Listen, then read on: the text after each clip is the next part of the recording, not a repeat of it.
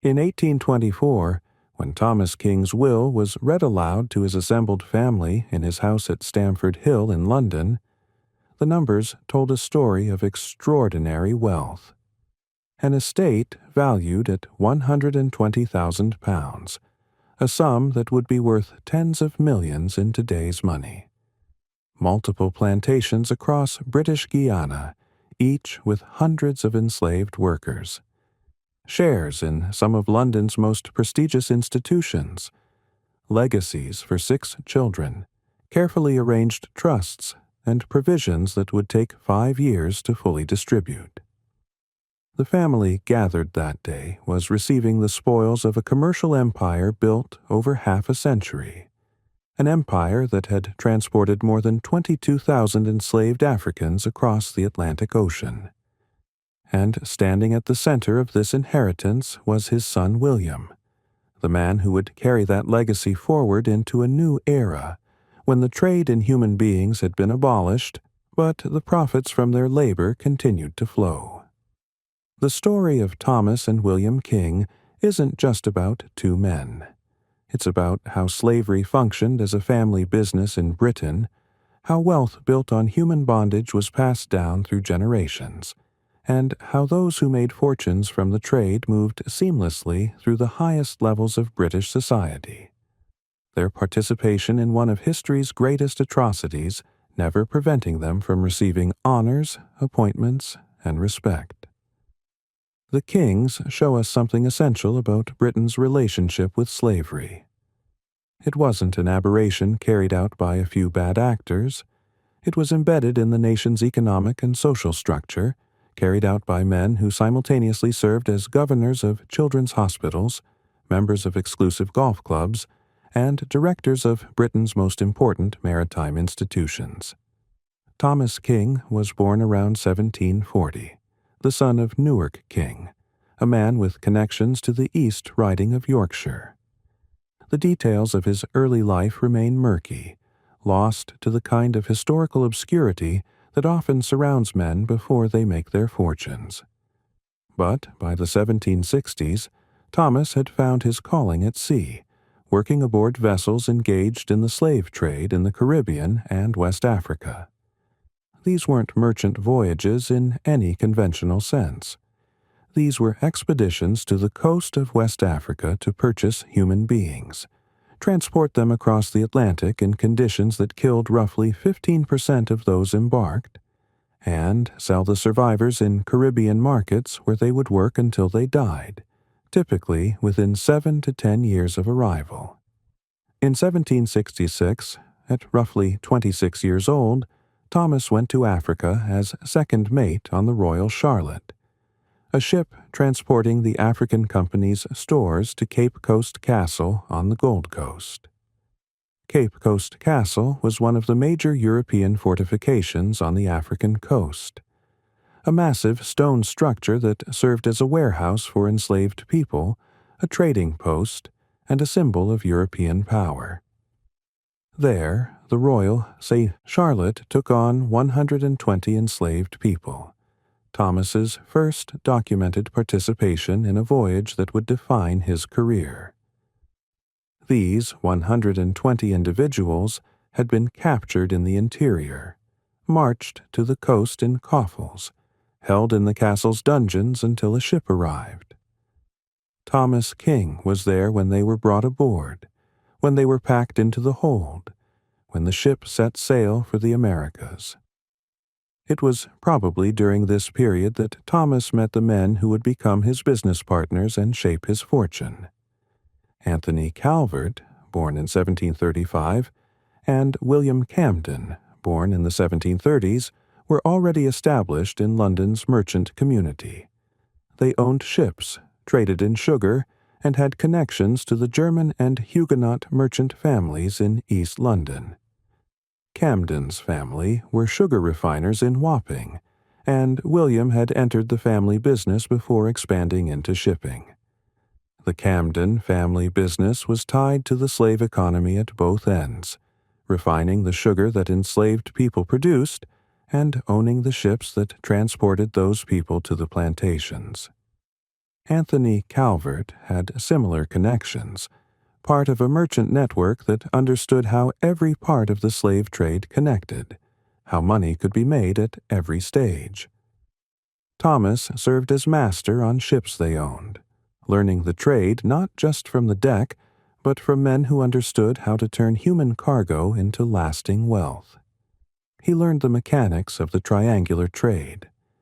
Ships left London loaded with manufactured goods, textiles, iron bars, brass pots, copper rods, and gunpowder.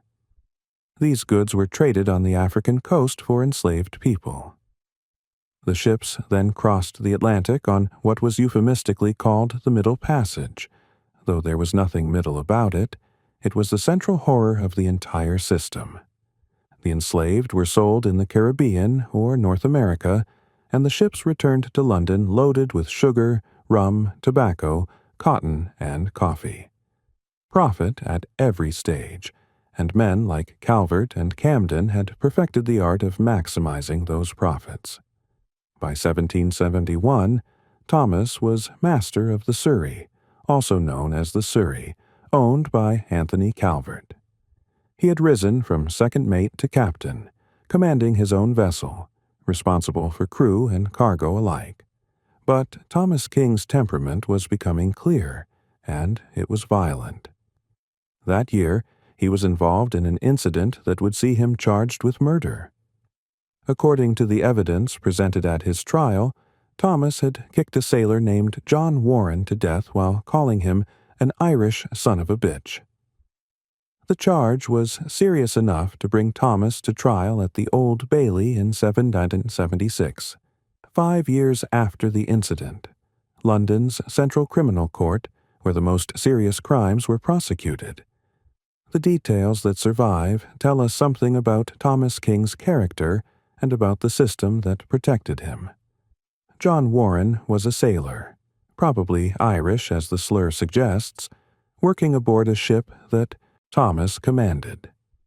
Something happened between them, an argument, a perceived slight, an act of disobedience. Thomas King's response was to kick the man to death, not a moment of passion, but a sustained assault. Yet when Thomas stood trial, his bail of £500 was provided by Anthony Calvert himself and Robert Manley, a London wine merchant, a sign of the networks of support available to men in their circles. Thomas was acquitted of the charge. The jury decided that whatever had happened aboard that ship, it didn't constitute murder. Or perhaps they decided that the death of an Irish sailor at the hands of a ship's master wasn't worth convicting over. The acquittal tells us something important about how violence was understood in the context of maritime commerce. Ship captains had enormous power over their crews, power that was expected to be exercised forcefully. If a captain could maintain order through violence, that was acceptable. And if that violence occasionally resulted in death, well, that was regrettable but not criminal. This same logic applied even more forcefully to the treatment of enslaved Africans. If the violence Thomas King directed at John Warren was equitable, the violence directed at enslaved people was barely worth commenting on. They weren't even considered fully human under the law. They were property, and what you did with your property was your business. In 1773, Thomas King formally partnered with Anthony Calvert and William Camden in what would become known as Camden, Calvert, and King. Their first venture together was the voyage of the three good friends to St. Vincent via Cape Coast Castle, with Thomas serving as joint master alongside Calvert. The name Three Good Friends seems almost mocking in retrospect. A ship carrying enslaved Africans given a name suggesting companionship and trust. But this was common practice. Ships engaged in the most brutal commerce were often given benign or even pleasant names, as if calling a slave ship the Three Good Friends or the Blessing or the Hope somehow made its purpose less terrible. The voyage to St. Vincent marked the beginning of one of London's largest slave trading operations. The firm of Camden, Calvert, and King would become something remarkable in the world of slave trading, not for its cruelty, which was common, but for its scale and its ability to diversify. Between the 1780s and the early 1800s, the firm's ships made 77 documented voyages carrying enslaved people from West Africa. They transported over 22,000 individuals, though that number only counts those who survived to be recorded at their destination. It doesn't include those who died during the Middle Passage, perhaps another 3,000 or more, their bodies thrown overboard, their names never recorded, their deaths simply noted as losses in the ship's ledger. The overwhelming majority came from the Gold Coast, from regions that are now Ghana, Nigeria, and Benin. 65% of those who survived the voyage were delivered to Jamaica, Britain's largest sugar-producing colony. 12% went to the Guianas, British Guiana, Dutch Guiana, and French Guiana, where the firm would eventually establish its own plantation interests. 14% ended up in other parts of the Caribbean, places like Barbados, Trinidad, Grenada. The remainder were scattered across the Americas, some ending up in Virginia or the Carolinas before the American Revolution cut off that market. But slave trading was just one part of the firm's activities, and this is important to understand. Camden, Calvert, and King weren't just slave traders. They were merchants in the broadest sense, men who understood that diversification was the key to lasting wealth. They supplied British dockyards and overseas garrisons with provisions, winning government contracts to provision ships and feed soldiers stationed in the Caribbean and India. They engaged in whaling, sending ships to the South Seas to hunt sperm whales for oil that lit London's lamps and lubricated its machinery. They traded in commodities from the East Indies, importing spices, tea, and textiles. And most remarkably, they would eventually become contractors for the British government's convict transportation system, using the same techniques they'd perfected for transporting enslaved Africans to carry British prisoners to the new colony of Australia. This diversification was typical of successful slave traders. The trade itself was risky. Ships could be lost at sea. Enslaved people could die in greater numbers than expected. Prices could fluctuate based on supply and demand in the Caribbean. Wars could disrupt routes and markets. So, successful traders spread their risk across multiple ventures, ensuring that even if one voyage failed or one market collapsed, other sources of income remained. Thomas King and his partners understood this intuitively. The firm was built to last, to survive changes in the market, to adapt to new opportunities.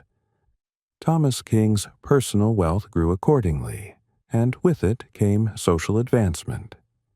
In 1771, the same year as the incident with John Warren, he became one of the founding subscribers of Lloyd's of London, the insurance marketplace that would become synonymous with maritime commerce. Lloyd's had started as a coffee house where shipowners and merchants gathered to share information and arrange insurance for their vessels and cargoes. By the time Thomas King joined, it was evolving into a formal marketplace where underwriters would accept policies on ships, cargoes, and, yes, on enslaved people. At Lloyd's, Thomas and other slave traders could underwrite policies on slave ships, ensuring that if a vessel was lost, if a cargo of human beings died at sea, someone would profit regardless. Insurance turned every disaster into a potential profit center. If a ship sank, the insurers paid out, but they'd already collected the premiums from dozens of other successful voyages. The system was designed to ensure that slave traders could continue operating even after catastrophic losses. In 1780, Thomas was elected a younger brother of Trinity House on the recommendation of Timothy Mangles, a shipowner in Wapping. Trinity House was one of Britain's most important maritime institutions, responsible for lighthouses, pilotage, and navigation around the British coast. Being elected to Trinity House was a mark of respectability, a sign that you were a serious man engaged in serious maritime commerce. By 1788, Thomas had risen to become an elder brother, joining the governing body of the institution. Trinity House's elder brothers had considerable authority over Britain's maritime infrastructure, deciding where lighthouses should be built, who could serve as pilots, what standards ships should meet. Many of those involved in the trade with West Africa were members of Trinity House, creating a network where slave traders helped govern Britain's maritime infrastructure, where the men profiting from human trafficking had official authority over the safety and regulation of British waters. Thomas King was also appointed a governor of the Foundling Hospital in London, an institution established by the philanthropist Thomas Coram to care for abandoned children. The Foundling Hospital took in babies left at its doors, raised them, educated them, and tried to place them in apprenticeships or domestic service.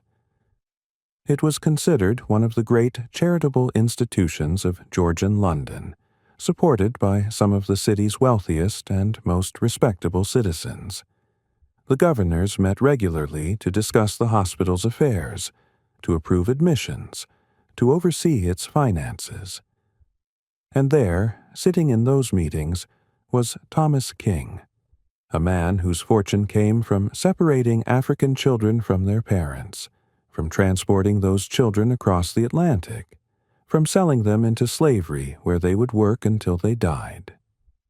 The irony seems almost too obvious to state, yet apparently it didn't register with Thomas King or his fellow governors. Wealth was wealth. Charity was charity, and the source of one's fortune rarely disqualified anyone from participating in philanthropic work. In 1794, Thomas King was featured in the great court painting commissioned to mark the design of Trinity House. It was a group portrait showing the elder brothers in formal dress, gathered in Trinity House's great hall. The painting was meant to commemorate the institution and the men who led it. There stood Thomas King, immortalized in oils alongside the Duke of Marlborough, 2 lords, 4 earls, and 2 viscounts. By 1810, these were his contemporaries, the men he worked alongside, the social circle his fortune had bought him entry into. This was what slave trading profits could purchase, not just wealth but respectability, not just money but membership in Britain's governing class. Thomas was also a member of the Blackheath Golf Club, later known as the Royal Blackheath Golf Club, which claimed to be the first official golfing club in Great Britain, dating its founding to 1608, when courtiers of King James played golf on Blackheath near Greenwich Palace. By the late 18th century, the club's membership was exclusively Masonic and disproportionately connected to local slave trading interests. Francis Baring, the plantation owner turned banker, founder of Baring's Bank, was a member. John Julius Angerstein, the slave trader who became a leading figure at Lloyd's of London and whose art collection would form the basis of the National Gallery, was a member. Ambrose Crowley, the Greenwich iron merchant who manufactured shackles and collars for the slave trade, was a member. These men played golf together on the heath, walking the course, making their shots, keeping score. They shared ideas about business and politics. They made alliances, arranged partnerships, discussed opportunities. The golf course was as much a place of business as any counting house in the city of London, but it had the advantage of privacy, of informal conversation, of relationships built over leisure rather than in the formality of an office. Thomas lived in Greenwich, a prosperous town on the Thames that had long been associated with Britain's maritime power. The Royal Naval College was there, the Royal Observatory, the docks where ships from around the world came and went. It was home to many of the captains and merchants who grew rich from the trade, men who needed to be close to the river, to the ships, to the counting houses where their business was conducted. At one time, a fifth of all slaving ships sailing from London belonged to Camden, Calvert, and King, making it London's largest slave trading operation during its peak years. The firm's dominance meant that Thomas King was one of the most important men in Greenwich, a figure of respect and influence. And here's something remarkable. When William Wilberforce, the leading politician campaigning for abolition of the slave trade, lived in nearby Dartmouth Grove from 1785 to 1788, he and Thomas King were practically neighbors. Dartmouth Grove was less than a mile from where Thomas lived. They would have walked the same streets, shopped at the same markets, perhaps attended the same church. Wilberforce was spending these years building the movement that would eventually end the British slave trade, giving speeches in Parliament, organizing petitions, meeting with former enslaved people like Olaudah Equiano, who could testify to the trade's horrors. And, just down the street, Thomas King was organizing the voyages that would transport thousands more enslaved Africans across the Atlantic. One wonders if they ever encountered each other, the abolitionist and the slave trader, living in the same genteel neighborhood. Did they nod politely in passing? Did they acknowledge each other's existence? Or did they move in circles that, despite their physical proximity, never quite intersected? But Thomas King's wealth wasn't just in London, in his house at Greenwich or later at Stamford Hill, in his shares in Lloyd's and Trinity House. It was also in British Guiana, thousands of miles away across the Atlantic, in territories that had originally been Dutch colonies before Britain captured them in the late 18th and early 19th centuries. His Friendship estate in Demerara, one of the 3 counties that made up British Guiana, included over 300 enslaved people in the early 19th century. 300 people who rose before dawn to cut sugar cane in the brutal heat, who processed that cane in mills powered by wind or water, who boiled the juice in massive copper kettles, who packed the crystallized sugar into barrels for shipment to England. 300 people who lived in small huts, who received minimal rations, who were worked until they dropped, who died young and were replaced by others. The Sarah estate, also in Demerara, held over 170 enslaved workers.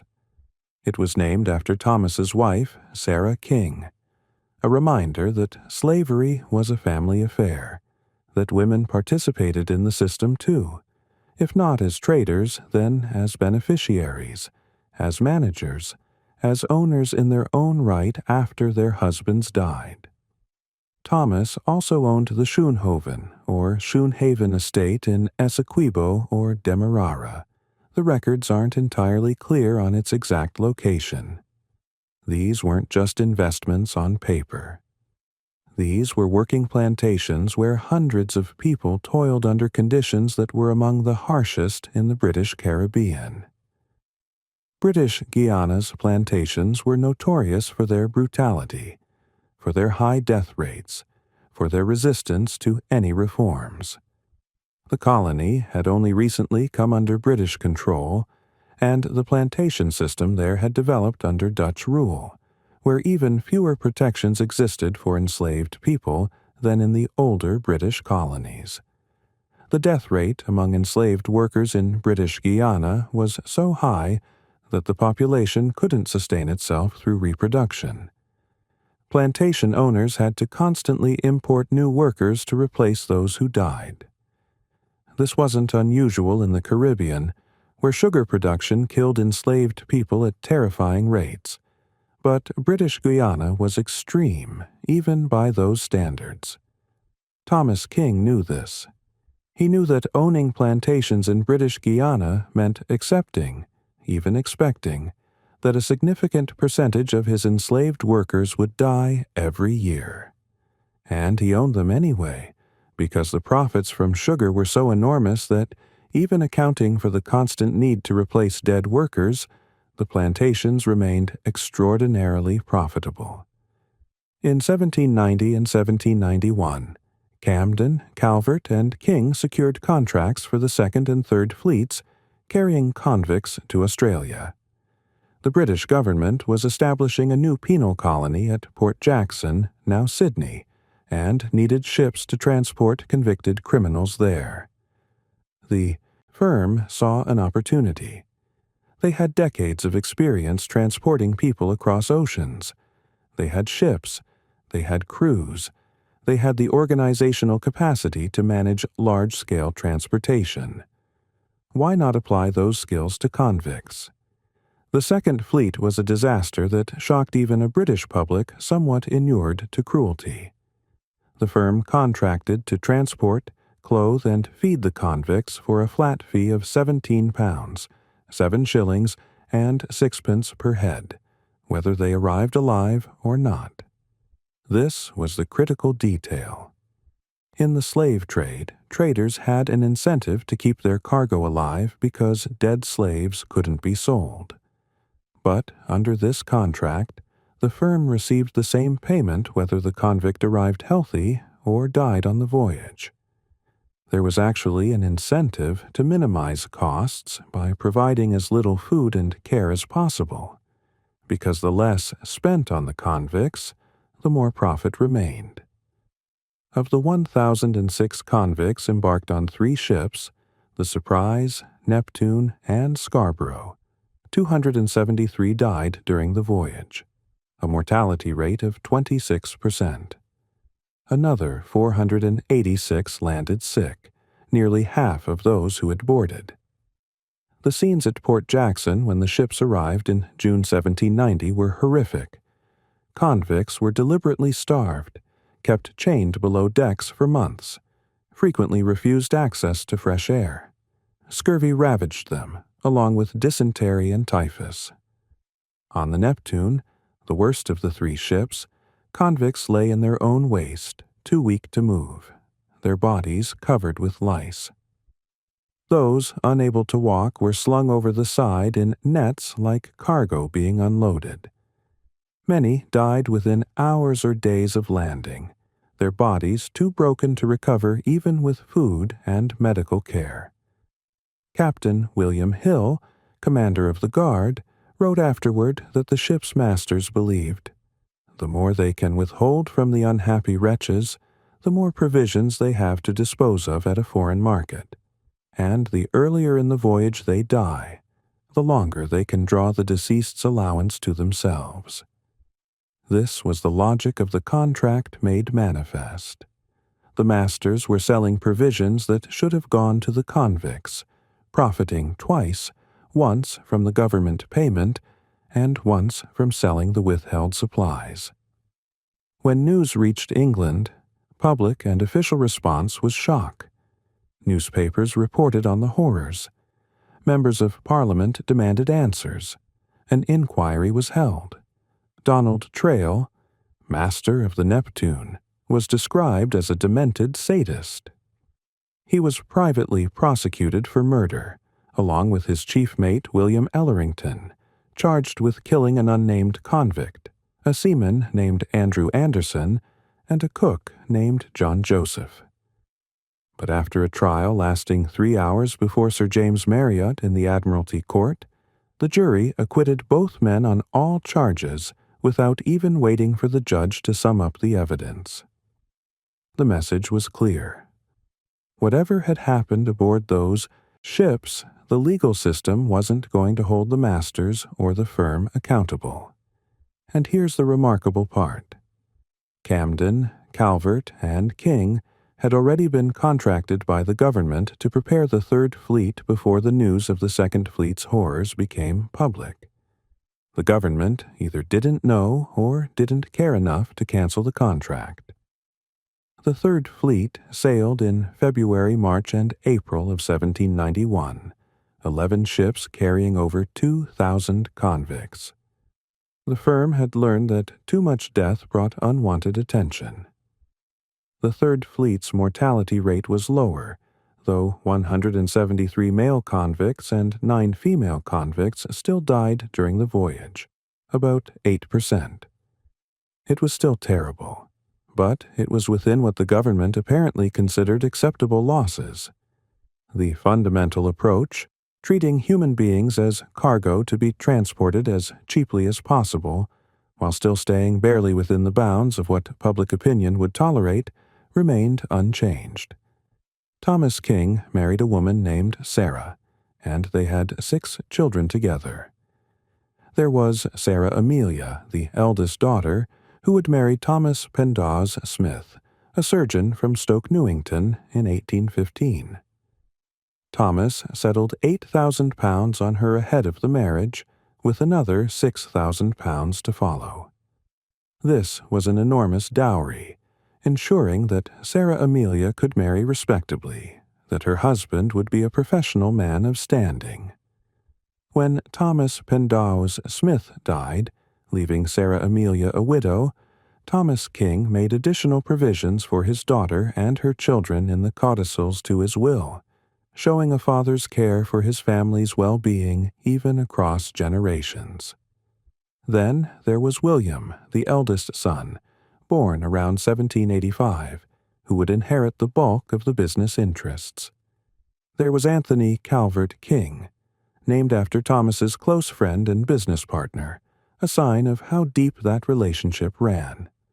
Thomas Harper King, who would also become an executor of his father's will and would marry Elizabeth Catherine Hall, receiving a settlement of £10,000 from his father. Henry King, who received £18,000 in his father's will, a substantial sum that would allow him to live comfortably without working. And George King, the son Thomas seemed to trust the least, left with £12,000 in a trust managed by his brothers William and Thomas Harper, with explicit sanctions if he was declared bankrupt. The will specified that if George went bankrupt, he would lose the capital entirely. Thomas King was protecting his fortune even from his own son, ensuring that George's poor judgment or bad luck couldn't dissipate what Thomas had built. William King was born around 1785 in Middlesex, growing up in a world of privilege that his father's slave-trading profits had purchased. He would have been educated by tutors or at a good school. He would have grown up in a house with servants, with fine furnishings, with all the comforts that money could buy. He would have known, from childhood, that his family's wealth came from shipping and plantations, though perhaps the specifics of what that meant, the reality of how that wealth was generated, were obscured by euphemism and distance. By the time William came of age in the first years of the 19th century, the landscape of slavery was beginning to change. The abolitionist movement was gaining strength. Wilberforce's campaigns in Parliament were building momentum.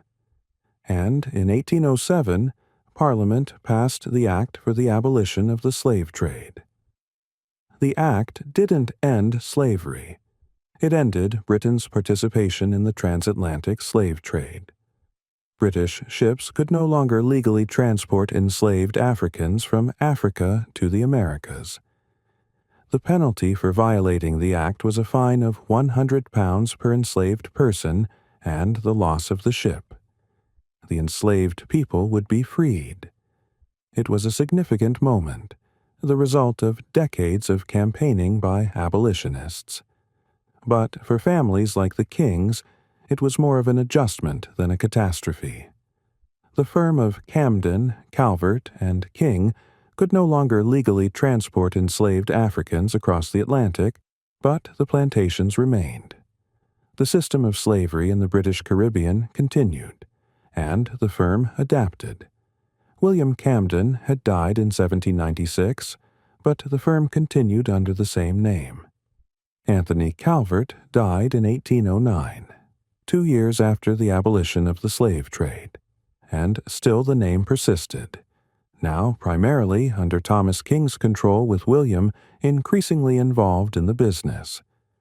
Thomas expanded the firm's activities into banking, insurance, and London infrastructure, including investment in the construction of the London docks.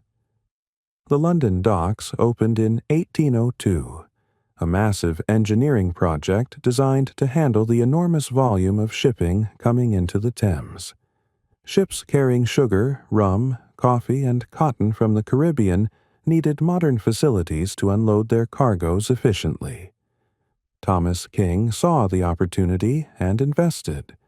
William, his son, would become a director of the London Dock Company, maintaining the family's position in London's commercial infrastructure even as the source of the commodities flowing through those docks remained unchanged.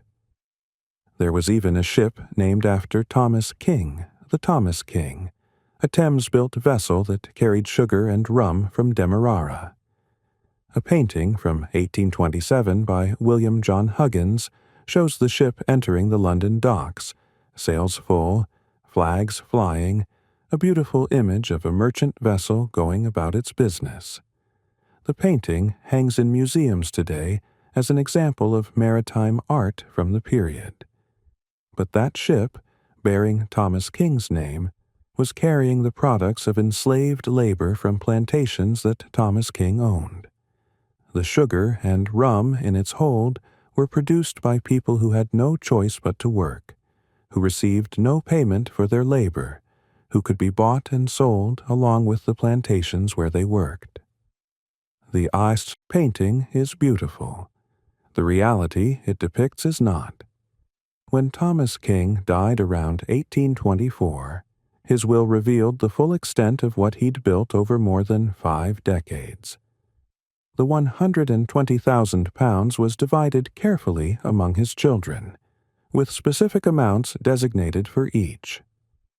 £100 each went to Trinity House and to the Foundling Hospital, the institutions he'd been associated with for decades, a final gesture of philanthropy from a man whose fortune came from trading in human beings.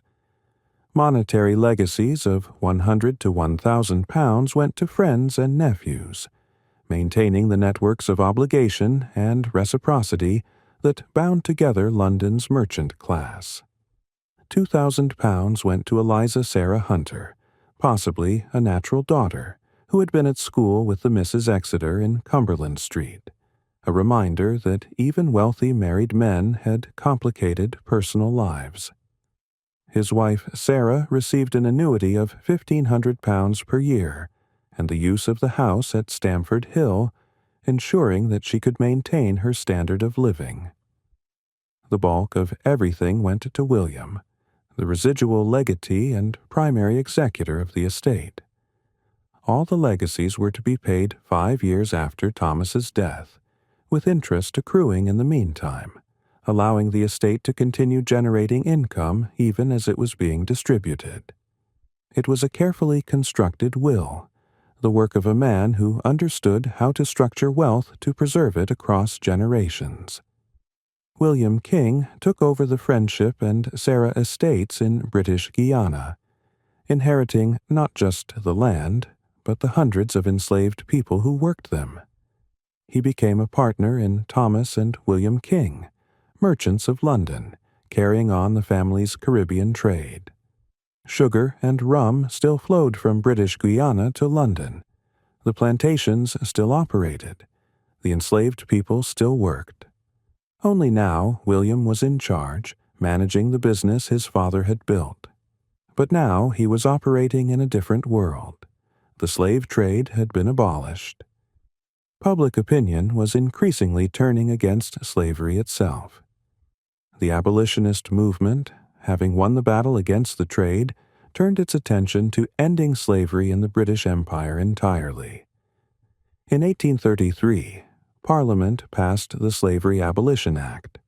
Slavery in the British Empire would officially end on August 1, 1834, though enslaved people would first serve a period of apprenticeship to their former owners, continuing to work without pay for several more years.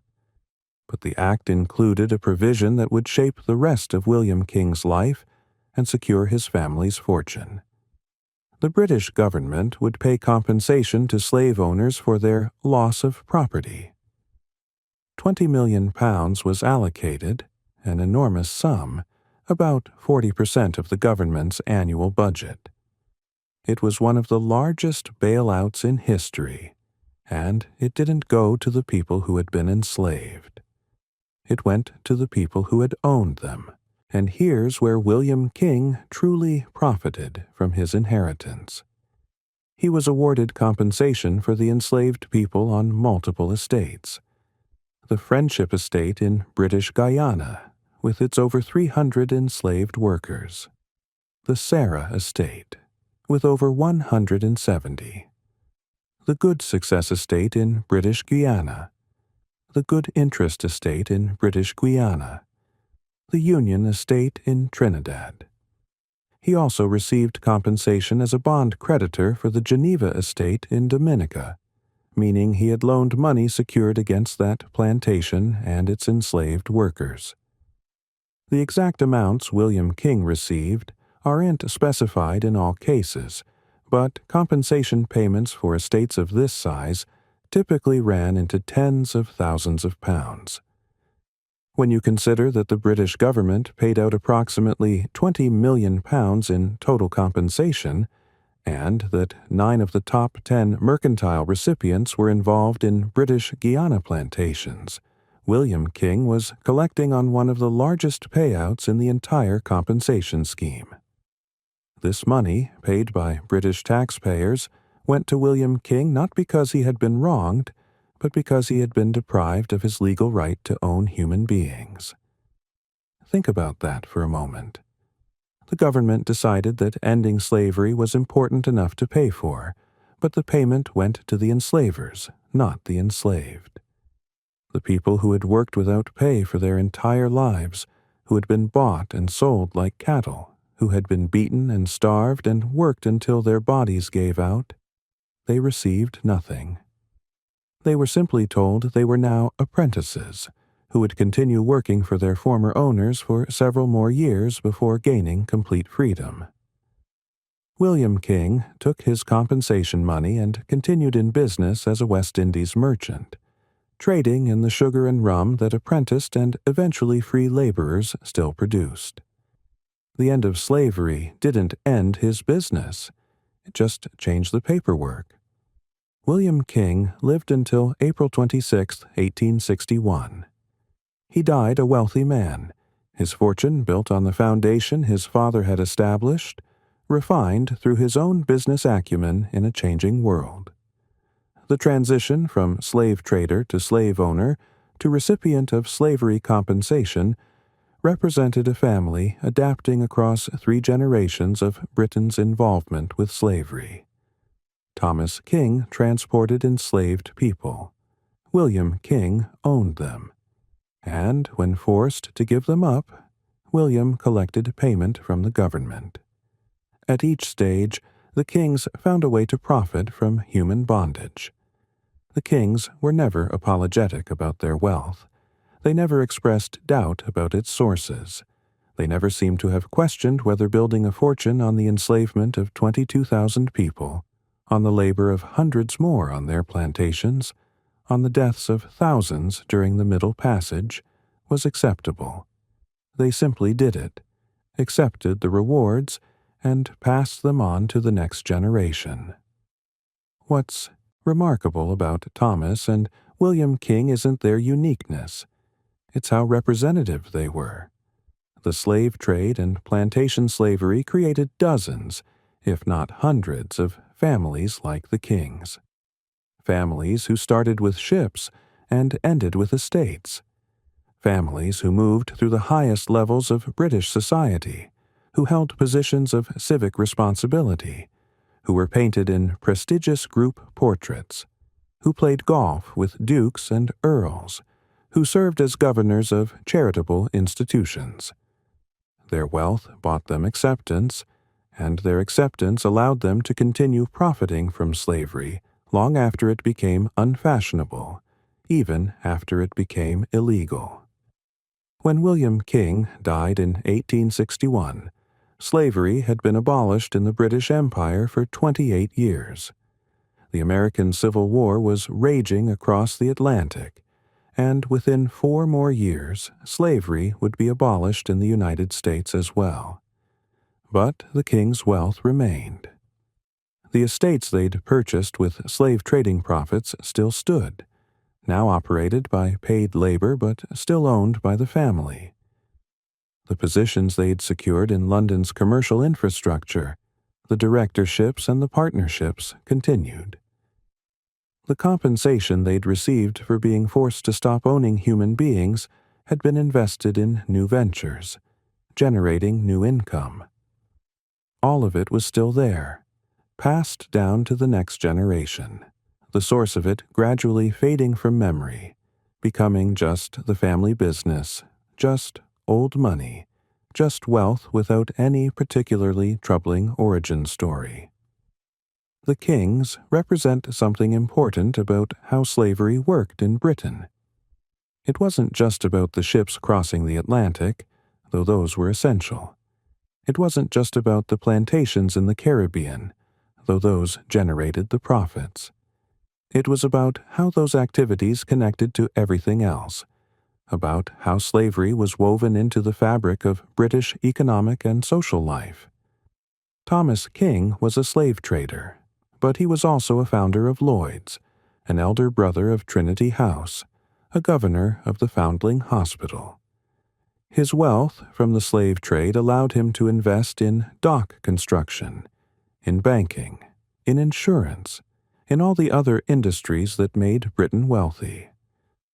His son William inherited that position and maintained it even as slavery itself ended. The money flowed through generations, getting cleaner with each transfer, the blood washing off until all that remained was respectable wealth in respectable hands.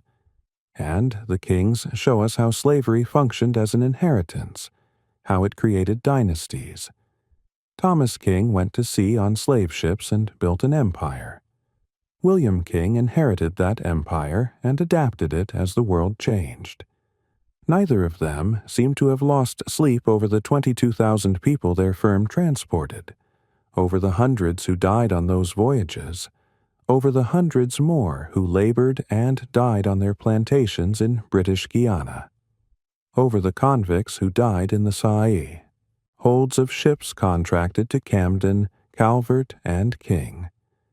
They were men of their time, we might say, but that doesn't explain why, even in their own time, there were people like Wilberforce who recognized slavery as an abomination.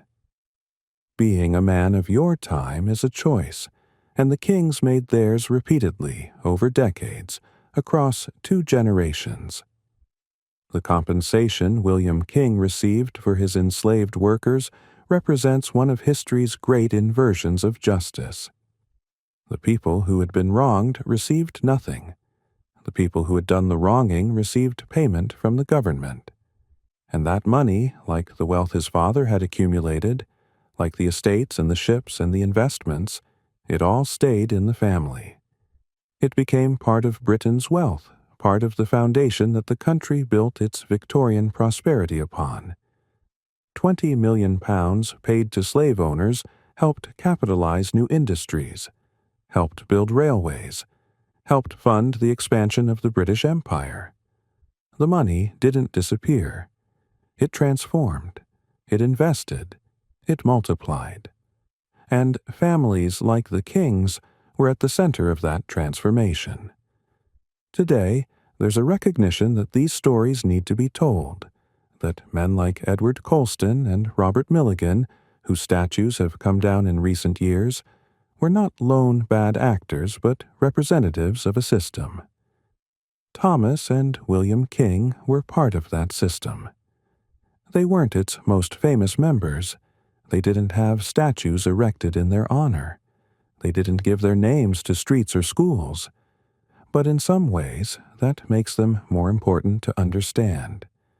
They show us how ordinary, how common, how accepted this was. How you could transport thousands of enslaved people, own plantations where hundreds worked in bondage, receive compensation when forced to give up that bondage, and simply be seen as a successful merchant, a respectable member of society, a family man passing wealth to his children. The legacy of Thomas and William King isn't just in whatever descendants they left behind, though those descendants presumably inherited some portion of the family wealth. It's in the docks their money helped build, still standing in London today. It's in the institutions they belonged to, Trinity House and Lloyd's, still operating, still important parts of Britain's maritime and financial infrastructure. It's in the very idea that wealth generated from slavery could be cleanly passed down through generations, that a fortune built on 22,000 enslaved people could become, within a few generations, just family money, inheritance, old wealth. British Guiana, where the king's estates stood, is now Guyana, an independent nation still grappling with the consequences of plantation slavery. The people whose ancestors worked on the Friendship Estate and the Sarah Estate, who cut sugar cane and processed it in the brutal heat, who died young and were replaced by others, their descendants live with that history every day.